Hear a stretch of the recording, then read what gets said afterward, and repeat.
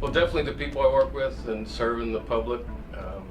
There's a lot of independence in regard to the cases that we take on. You get to see a case through from start to finish, whereas a lot of police agencies, you hand it off at a certain point to an investigator or a detective. Here, we take everything from start to finish. A typical day normally starts out when I get here in the morning. I will walk the casino floor, just looking to see how many patrons we have here, looking at the games on the floor, looking for possible potential violations. It varies every single day, so every single day is different. You never know what's going to happen, actually. It can be 80% regulatory and 20% criminal activity, or it can be the opposite, 80% criminal, 20% regulatory. Just depends on the day of the week and the crowd, I guess.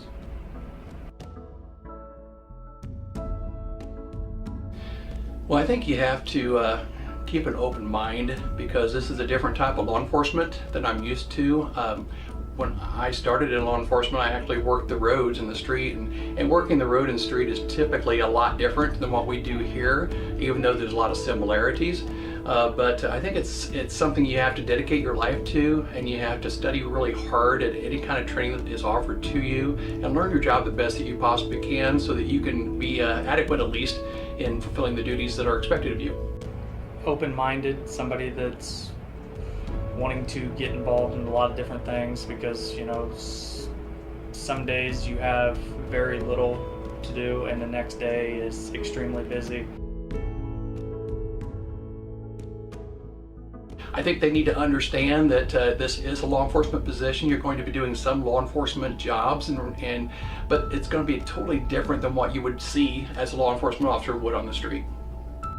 It's specialized law enforcement for sure. It's not your typical, you're not going to kick indoors, you're not going to roll out in SWAT gear. It's specialized law enforcement. You're going to get criminal activity, you're going to get regulatory activity, but as I said before, when you get a case, whether it be a theft case, a drug case, battery, whatever, you're going to see the case through from first contact to prosecution. Hi, I'm Sarah Gonzo-Tate. I'm the Executive Director of the Indiana Gaming Commission. Welcome to a day in the life of a gaming enforcement agent.